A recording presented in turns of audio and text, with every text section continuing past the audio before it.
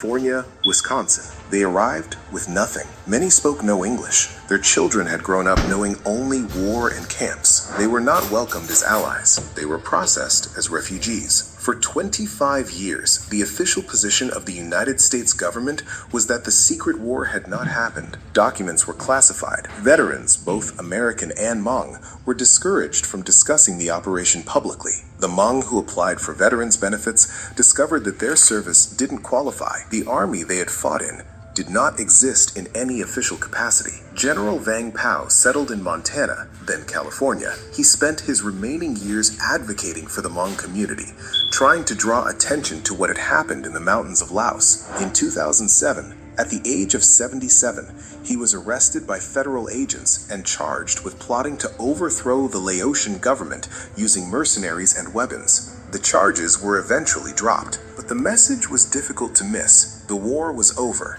The United States wanted it to remain buried. Vang Pao died in 2011. Thousands of Hmong attended his funeral in Fresno. They came from across the country.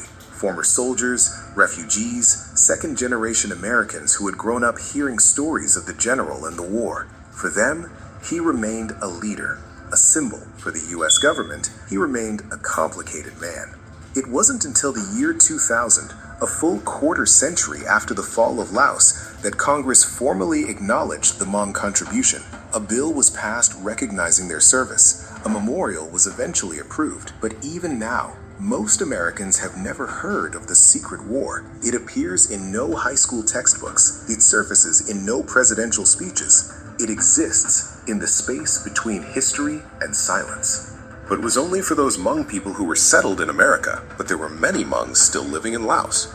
Deep in the mountainous interior, there are Hmong who never surrendered. They fled into the jungle in 1975, and they never came out. For nearly 50 years, they have been hiding, hunted by the Laotian military, cut off from the outside world, surviving on what they can forage and grow in the shadows. They call themselves the Chao Fa, Lords of the Sky, but the Laotian government calls them insurgents. Human rights organizations call them forgotten people. Occasionally, a journalist or a documentary crew manages to reach them, and the footage is always the same. Gaunt figures in tattered clothes, describing a war that has never stopped. They were still battling from an unknown enemy. They were still running and searching for answers. The question was, what do you owe the people who fight your secret wars? Unfortunately, the Hmong never received an answer, only a painful lesson.